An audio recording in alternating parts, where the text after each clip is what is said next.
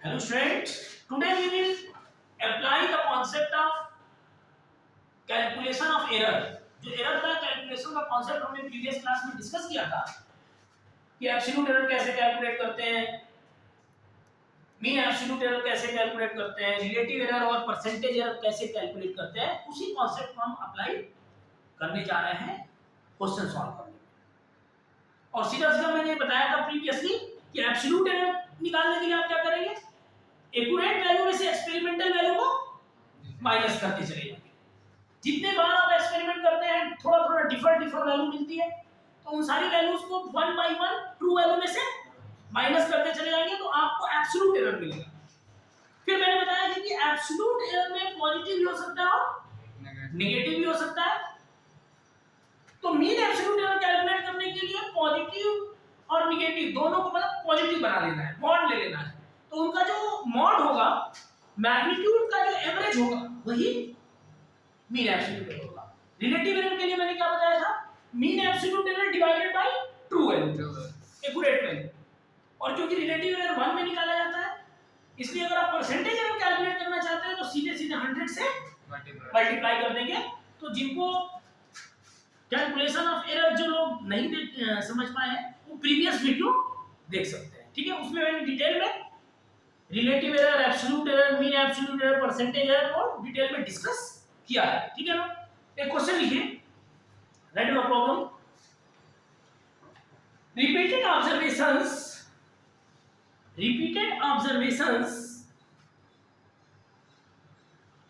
in an experiment, repeated observations in an experiment for the refractive index of water,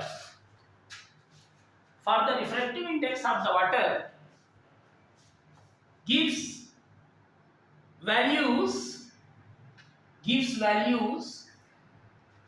1.29, 1.33, 1.34, 1.35, 1.32,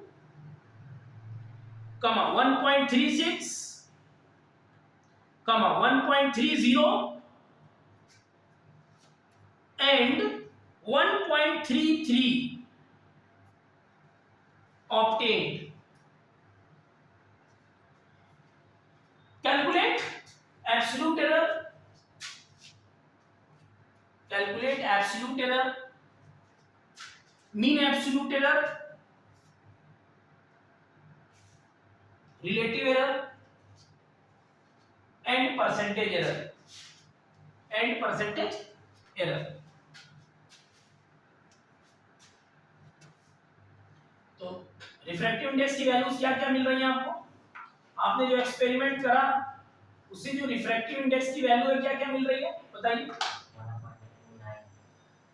1.29, 1.33, 1.34, 1.35, 1.32, 1.36,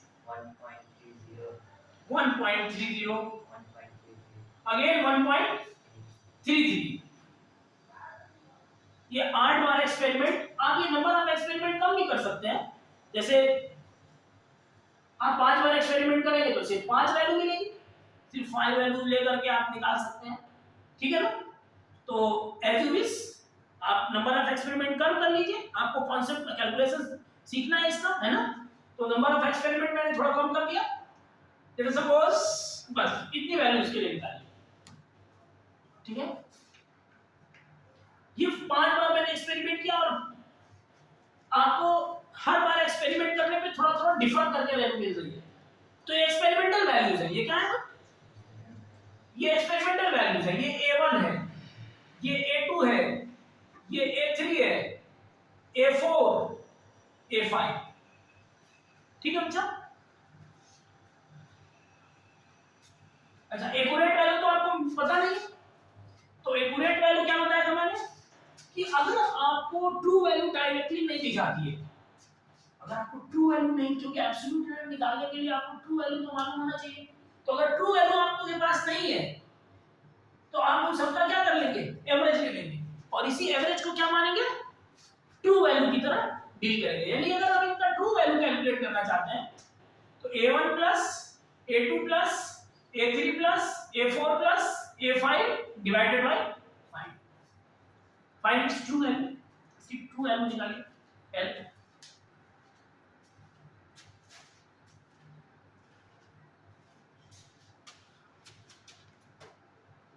1.29 plus 1.33 plus 1.34 plus 1.35 plus 1.32 divided by 5। ऊपर calculate करिए कितना आ रहा है addition 6.63, यहाँ ऊपर 6.63 आ रहा है, 6.63 डिवाइडेड बाय 5। इसको कैलकुलेट करिएगा तो कितना आएगा, 1.32। डेसिमल के 2 पॉइंट तक हम ले रहे हैं, इट कम्स टू बी 1.32। तो इस 1.32 को हम क्या ले रहे हैं, एक्चुअल में आप इसको आगे तक कैलकुलेट करेंगे तो 1.326 आएगा। तो इसको राउंड ऑफ आप करते हैं अगर तो ये 3 हो जाएगा। आप गेटिंग माय पॉइंट? तो एक्चुअल में हम ये चाहेंगे कि आप इसको राउंड ऑफ करके 1.33 कर लीजिए, ठीक है, इट विल बी बेटर, ठीक है। तो आपकी ट्रू वैल्यू कितनी आ गई, 1.33। तो वाटर का रिफ्रैक्टिव इंडेक्स 1.33 है, और बेसिकली यही होता भी है, हमारा ट्रू वैल्यू से मैच भी कर रहा है ना। तो वाटर का रिफ्रैक्टिव इंडेक्स 1.33 ट्रू वैल्यू आ रही है हमारी। अब हमको 1 बाय 1 एब्सोल्यूट एरर्स कैलकुलेट करना है।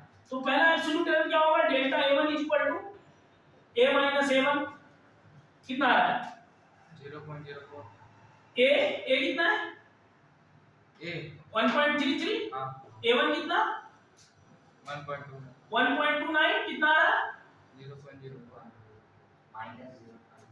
माइनस नहीं है, प्लस प्लस में होगा, प्लस में, ठीक है, 0.04। Is it clear?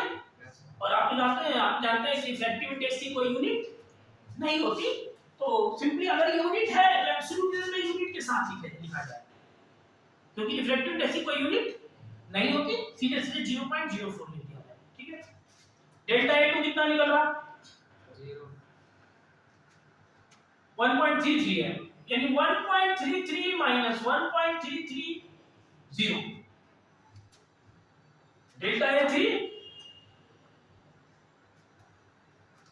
1.34 minus 1.33 minus 1.34 is equal to 0.0 minus 0.04 minus 0.01 0.01।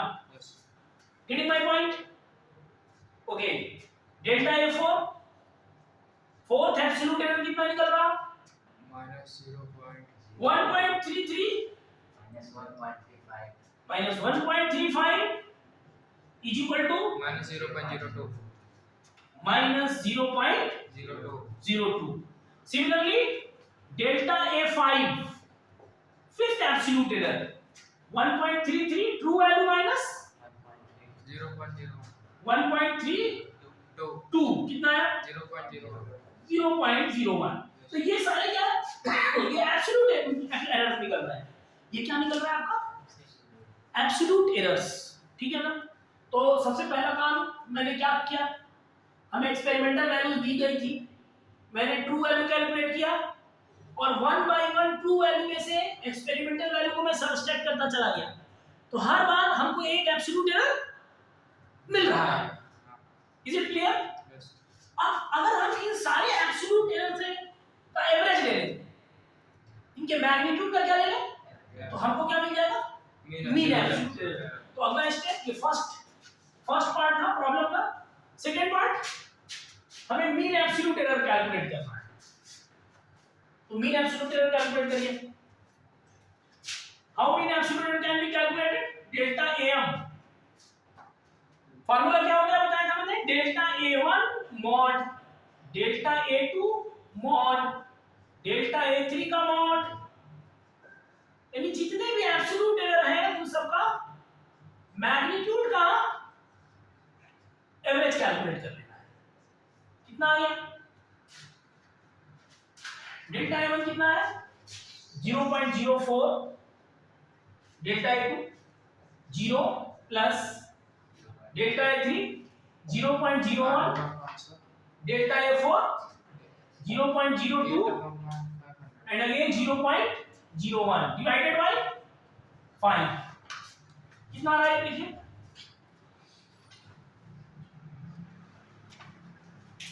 0.08 by 5 perhaps, ठीक है, यही आ रहा है ना? Is it clear? इसको सॉल्व करके कितना आएगा? 0.016। Is it clear? Any problem? तो 0.016 ये क्या आ रहा है? ये मीन एब्सोल्यूट एरर आ रहा है। क्या आ रहा है? मीन एब्सोल्यूट एरर आ रहा है, as we have discussed earlier। अच्छा, इसके बाद मैंने क्या आपको कैलकुलेट करने के लिए किया था? Relative error. तो रिलेटिव एरर क्या होता है बताया था ना? Delta AR relative error, mean absolute error को ट्रू वैल्यू से डिवाइड कर देते हैं। तो मीन एब्सोल्यूट एरर कितना है? 0.016 अपॉन 1.3। 1.3। ओके, इसको कैलकुलेट करिए, ये हो जाएगा 16 upon 1330। Yes, Getting my point? Find its value.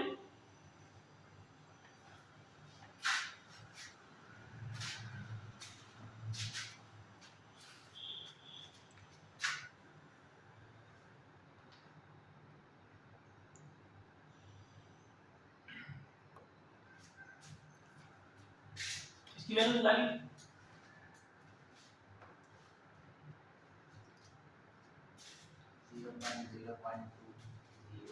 0.0120।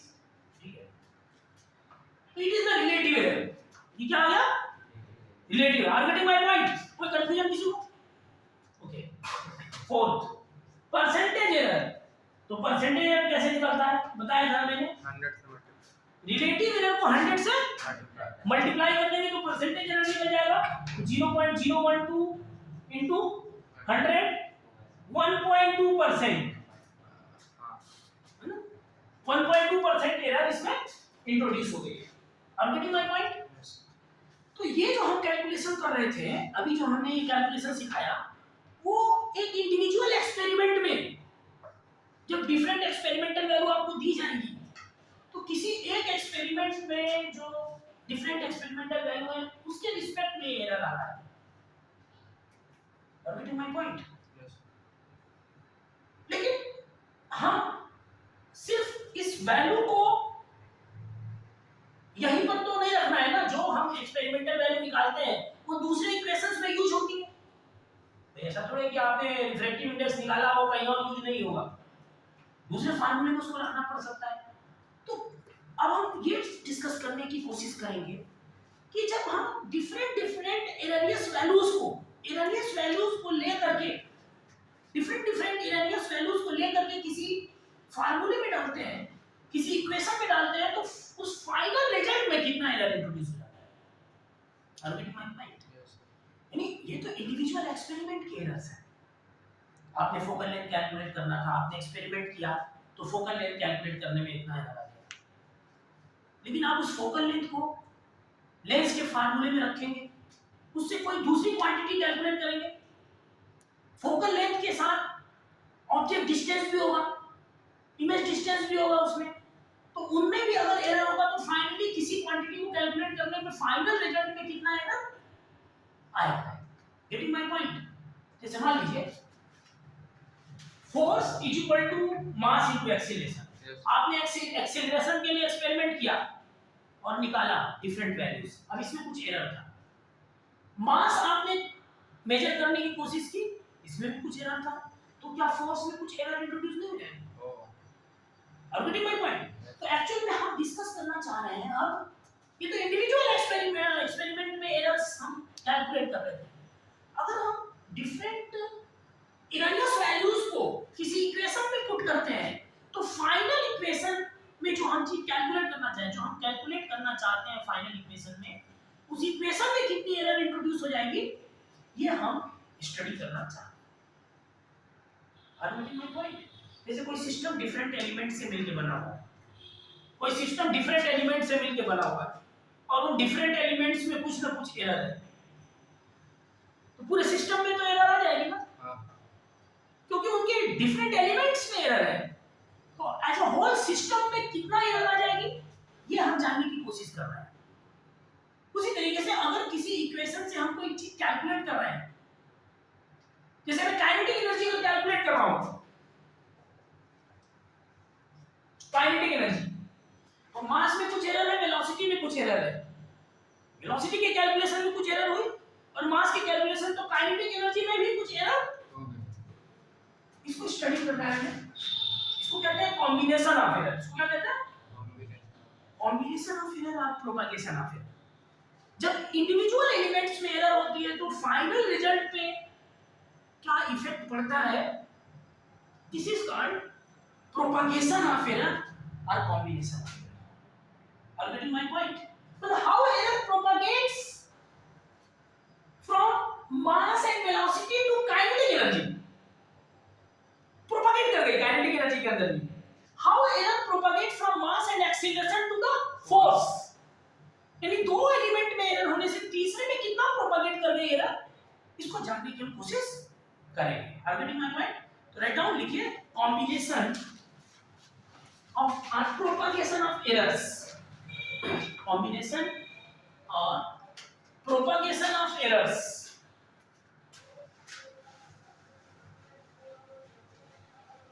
combination or propagation of errors।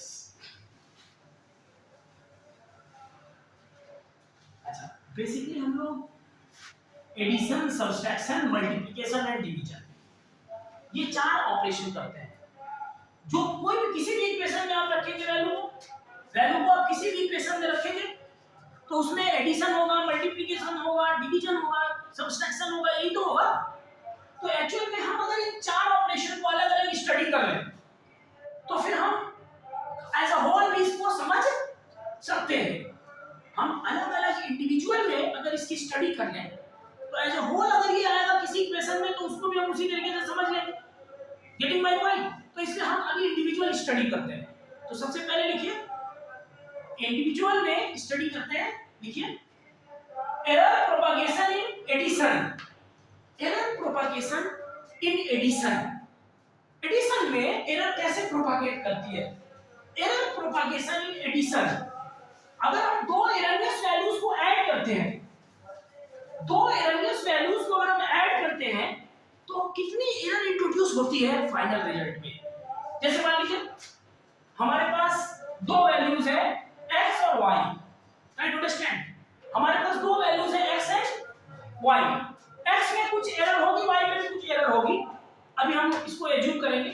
फिलहाल में अगर ये ट्रू वैल्यूज हैं, x और y ट्रू वैल्यूज हैं, दो वैल्यूज है x और y, दोनों कुछ भी वैल्यूज हो सकती हैं, लेंथ हो सकता है, रेजिस्टेंस हो सकता है ना, कोई भी दूसरी दो क्वांटिटी, मास हो सकता है। तो दो इरेनियस वैल्यूज की जब हम, अभी इरेनियस नहीं है, ये ट्रू वैल्यू है, x ट्रू वैल्यू है और y भी, इन दोनों को जब हम ऐड करते हैं तो हम एक वैल्यू मानते हैं z, z equal to x plus y। तो x एक ट्रू वैल्यू है, y भी ट्रू वैल्यू है, तो z भी क्या होगी? ट्रू वैल्यू होगी, एक्यूरेट वैल्यू होगी। अगर हम एज्यूम करते हैं, सपोज कर लीजिए कि x में कुछ एरर इंट्रोड्यूस हो गई और y में कुछ एरर इंट्रोड्यूस हो गई, तो z में भी कुछ एरर इंट्रोड्यूस होगी। तो सपोज कि x में कुछ एरर इंट्रोड्यूस हो गई प्लस माइनस डेल्टा x, ध्यान दीजिएगा प्लस माइनस इसलिए लिख रहा है कि इस एरर की वैल्यू, ये एरर वैल्यू को बढ़ा भी सकता है और घटा भी सकता है। x की वैल्यू को ये बढ़ा भी सकता है और घटा भी सकता है। इसी तरीके से y में कुछ एरर इंट्रोड्यूस है plus minus delta y। Basically ये मीन एब्सोल्यूट एरर यूज किया जाता है। डेल्टा x और डेल्टा y बेसिकली क्या होता है? मीन एब्सोल्यूट एरर होता है, जो x के अंदर है और जो y के अंदर है। तो क्या z के अंदर कुछ एरर इंट्रोड्यूस नहीं हुई होगी? तो हम मान के चलते हैं z के अंदर कुछ एरर इंट्रोड्यूस होगी plus minus delta z। Are you getting my point? तो first of all right, let x and y be the, let x and y, let x and y be the two values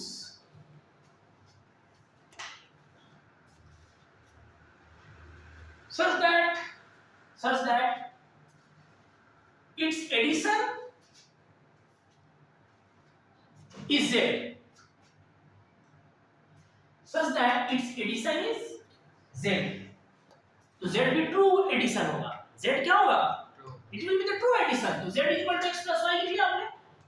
फिर लिखिए if plus minus delta x, if plus minus delta x and plus minus delta y be the absolute errors, it means mean absolute error है ना, basically be the absolute errors introduced in x and y, introduced in x and y,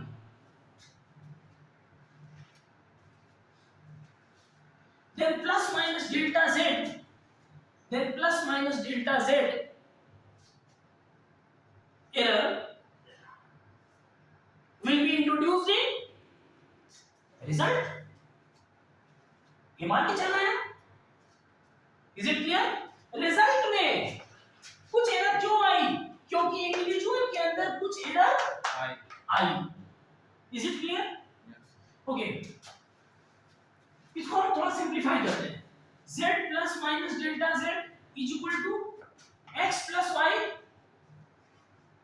plus minus common ले लेंगे हम, it will become delta x plus delta y। Equation 2। अच्छा, तो equation 1 और equation 2 को use किया जाए तो z और x प्लस y को कंपेयर करके हटाया जा सकता है। Not getting my point? तो हम क्या लिख सकते हैं? By equation first and second, by equation first and second. अब दो जगह प्लस माइनस लिखने का कोई मतलब नहीं है। Plus minus delta z plus minus delta x plus delta y। Plus minus का मतलब बस ये हो रहा है कि या तो इतनी एरर बढ़ जाएगी या इतनी एरर वैल्यू कम हो जाएगी। यानी इतने भी एब्सोल्यूट एरर से वैल्यू बढ़ जाएगी या घट जाएगी। तो ये दोनों जगह लिखने का कोई मतलब नहीं है। हम सिर्फ ये लिखते हैं कि जो absolute error, mean absolute error final result में इंट्रोड्यूस हो रही है, वो कितनी इंट्रोड्यूस हो रही है? उनके इंडिविजुअल मीन एब्सोल्यूट एरर के सम के बराबर इंट्रोड्यूस हो रही है। Are you getting my point? Final result में जो एरर इंट्रोड्यूस हो रही है वो उनके एब्सोल्यूट एरर के, इंडिविजुअल एब्सोल्यूट एरर के सम के बराबर introduce. Are you getting my point? तो ये पहला एडिशन का केस हम डिस्कस कर रहे थे। एडिशन यानी एडिशन में अगर हम दो इरनियस वैल्यूज को ऐड करते हैं तो इरनियस वैल्यूज के फाइनल रिजल्ट में जो एरर आएगी वो उन दोनों वैल्यूज के अंदर आने वाले एरर का सम होगा। Getting my point? Is it clear? Okay, difference में हम डिस्कस कर रहे हैं।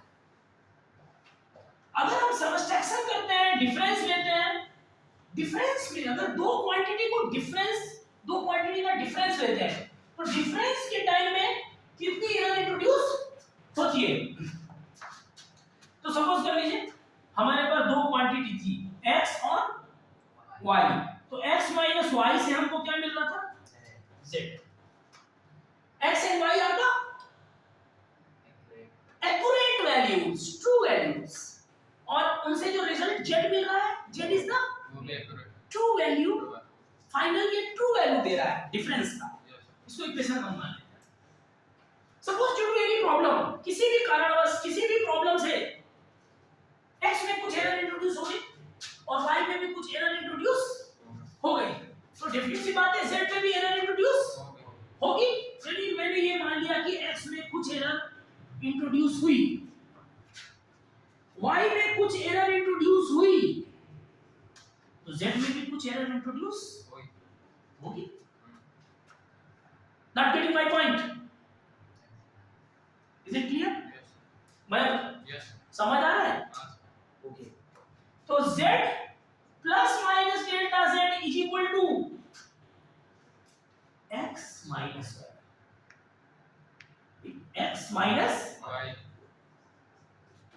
प्लस माइनस यहां भी है, ये माइनस प्लस हो जाएगा भाई, प्लस माइनस बोलिए या माइनस, Plus बोलिए. क्यों? Yes. ये सही है कि नहीं? हाँ. समझ आ रहा है कि नहीं? हाँ. यानी अगर आप इसको माइनस प्लस बोले या प्लस माइनस बोले कोई फर्क पड़ता है? नहीं पड़ता। यानी आप इसको लिख सकते हैं Minus. Plus minus delta x, और यहां पर लिख सकते हैं माइनस प्लस, कोई बात नहीं। आप कहते हैं ये वैल्यू इतनी ज्यादा कम है, कम ज्यादा है, गेटिंग माय पॉइंट? यानी दोनों पॉसिबिलिटी शो कर रहा है, तो इसलिए हम इसको फाइनली लिख सकते हैं z plus minus delta z is equal to x minus y plus minus delta x plus delta y, plus minus बाहर निकलना, ये इसको इक्वेशन 2 लिखेंगे। अगर इक्वेशन 1 और इक्वेशन 2 को यूज करेंगे तो आपको क्या मिलेगा? बाय फर्स्ट एंड सेकंड आपको क्या मिलेगा? फिर एरर कितनी आएगी सिस्टम के अंदर? Delta z is equal two plus minus delta x plus delta, यानी जो एडिशन में जितनी एरर इंट्रोड्यूस हो रही थी सब्सट्रैक्शन में भी उतने. अगर दो इरेडियस वैल्यूज को आप डिफरेंस लेते हैं तो भी फाइनल रिजल्ट में उतनी एरर इंट्रोड्यूस होगी जितना कि दो इरेडियस वैल्यूज को ऐड करते हैं, तो फाइनल रिजल्ट में जितनी एरर इंट्रोड्यूस होती है उतनी एरर इसमें इंट्रोड्यूस होगी। Getting my point? Yes.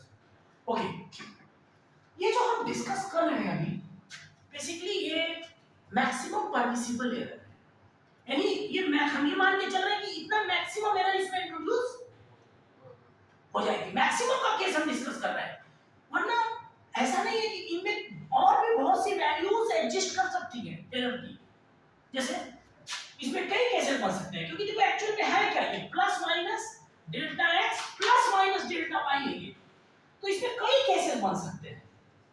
मैं बना के आपको दिखा रहा हूं, आपके इसी में दोनों को प्लस ले लीजिए, delta x plus delta y भी एडजस्ट कर सकता है, delta x minus delta y भी एडजस्ट कर सकता है, Yes, sir. Minus delta x plus delta y भी एडजस्ट कर सकता है, हाँ. और minus delta x minus delta y। और नॉट गेटिंग माय पॉइंट? तो एक्चुअल में ये मैं मैक्सिमम परमिसिबल एरर डिस्कस कर रहा हूं कि ये वर्स्ट केस में जो मैक्सिमम एरर इंट्रोड्यूस होंगे हमारे रिजल्ट में, फाइनल आंसर में, वो ये होगी। लेकिन ये इस तरीके के इंडिविजुअल एरर्स भी उसमें इन्वॉल्व हो सकते हैं। वो डिपेंड करता है कि आप जब कोई एक्सपेरिमेंट करेंगे तो आप उस एक्सपेरिमेंट में आपको कौन सी एरर बढ़ के मिल रही है, कौन सी एरर घट के मिल रही है, इन फैक्टर्स पे कुछ चीजें डिपेंड करेंगी, उसको हम बाद में डिस्कस करके डिफरेंशिएट कर देंगे। अभी हम मैक्सिमम परमिसिबल एरर के लिए काम कर रहे हैं, ठीक है ना? नोट इट डाउन, इसको नोट कर लीजिए।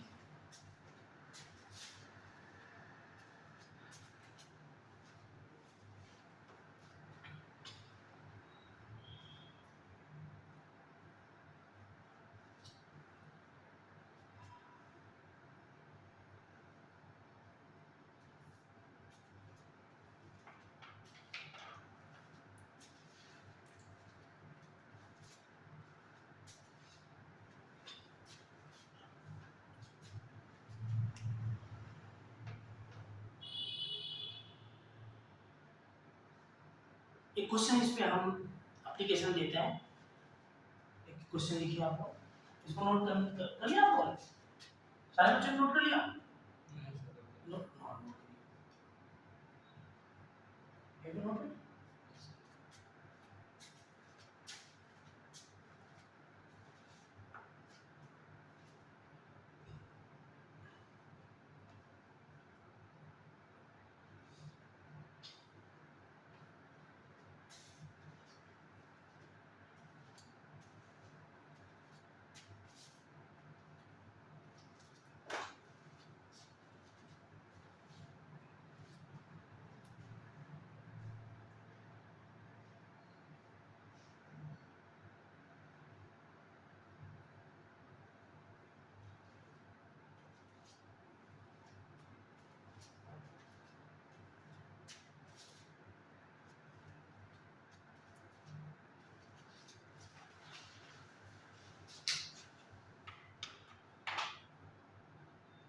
Okay, that's no problem.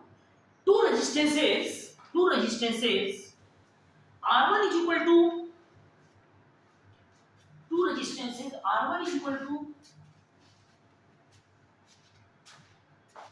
R1 is equal to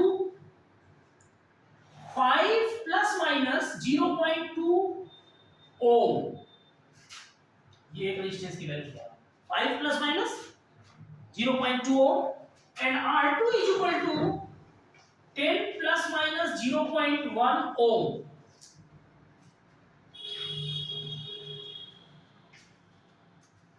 Are connected in series. Are connected in series. Are connected in series.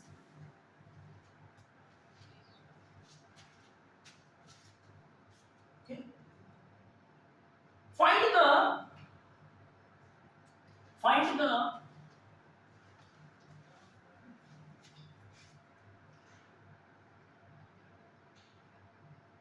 absolute error,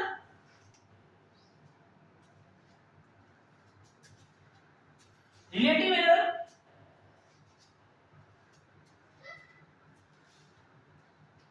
and percentage error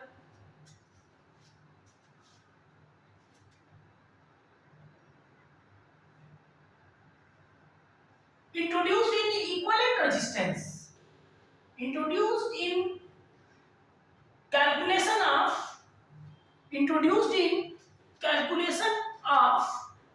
equivalent resistance.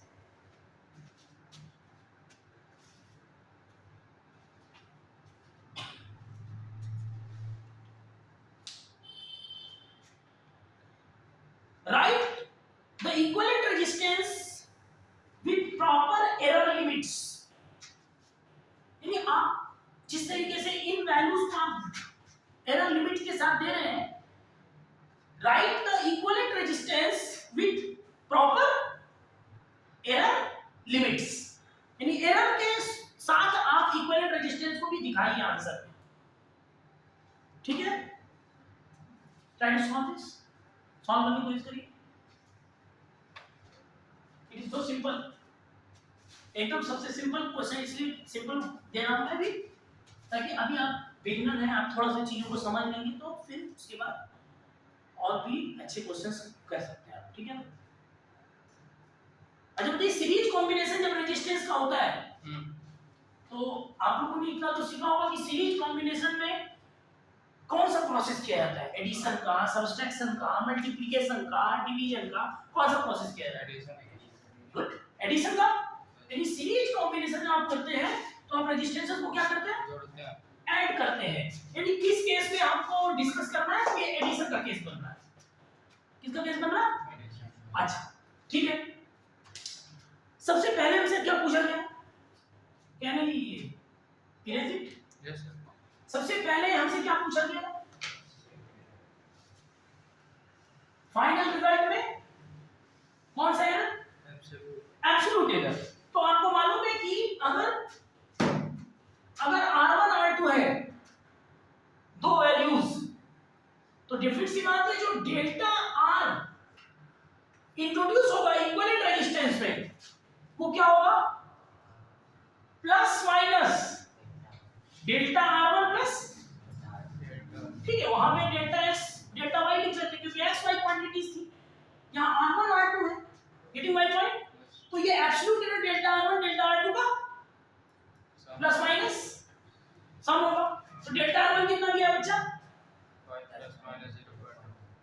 नहीं, delta R1 ये तो actual resistance है 0.2 और delta R2 कितना दिया, तो finally कितना error आ गया आपके में 0.3, यानी इक्विवेलेंट रेजिस्टेंस का जो एब्सोल्यूट एरर है वो कितना है 0.3 ओम, क्योंकि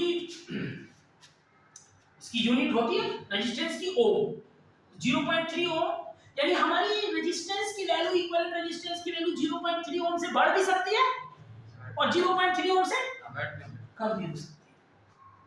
इसका मतलब यही ना हुआ, मीनिंग तो यही हुई ना, अरे सीधे सीधे ओके। फिर दूसरा क्या पूछा हमसे, पहला हमने कैलकुलेट कर लिया, फिर दूसरा क्या पूछा, सेकंड में हमसे क्या पूछा गया,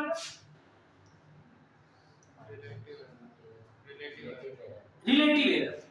तो रिलेटिव एरर क्या होता है, अगर मैं रिलेटिव एरर की बात करूं तो डिफरेंट सी बात है, डेल्टा आर इक्विवेलेंट आर लिख देते हैं, इक्विवेलेंट रेजिस्टेंस में आने वाला relative error is equal to क्या हो,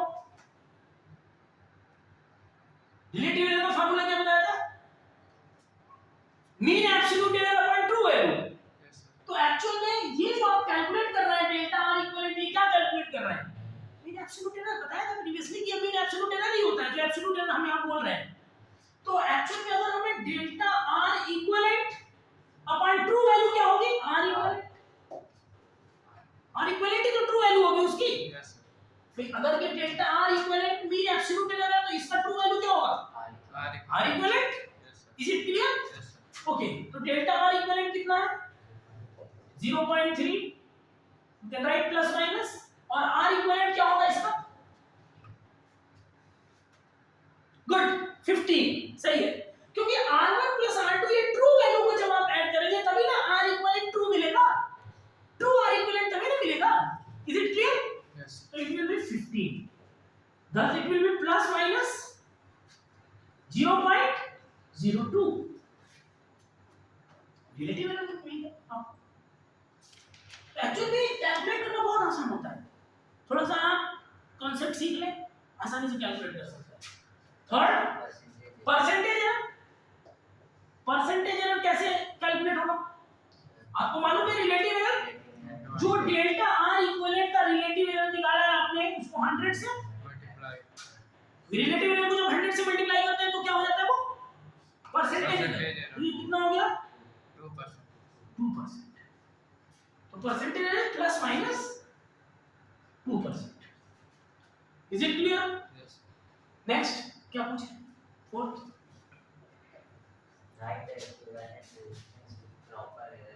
प्रॉपर एरर लिमिट्स, यानी आर इक्विवेलेंट की वैल्यू देना है आपको, लेकिन एरर के लिमिट के साथ, कोई दिक्कत की बात नहीं है।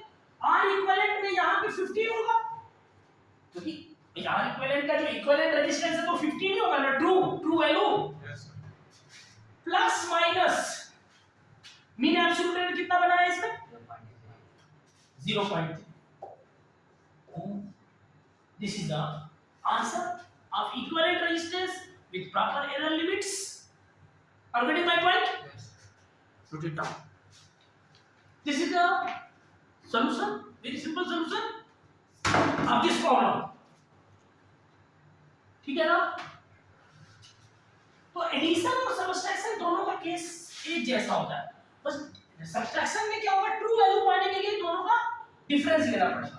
इक्विवेलेंट यहां पर जो भी रेजिस्टेंस में नहीं होता है, प्रॉब्लम बनेगी वो टेम्परेचर डिफरेंस के लिए बन सकती है और भी दूसरी क्वांटिटीज के लिए बन सकती है।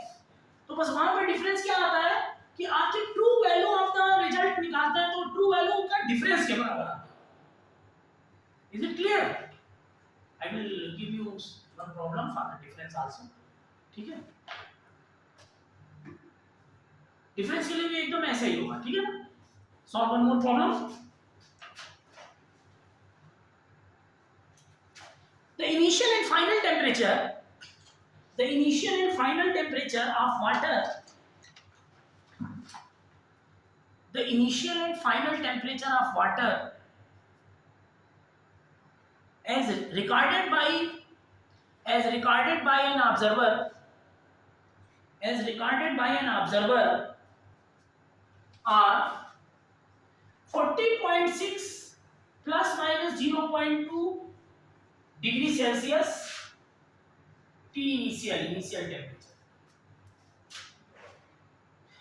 and 78.9 final temperature, 78.9 plus minus 0.3 degree Celsius. Calculate the rise in temperature with proper error limits. Calculate the rise in temperature with proper error limits.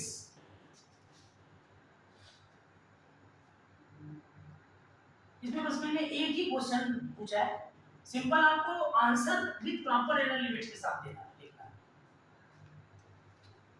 इसमें डिफरेंट अदर वैल्यूज नहीं निकालनी है आपको, सिंपली मैं आपसे आंसर पूछ रहा हूं कि temperature difference proper error limit के साथ आप क्या लिखेंगे।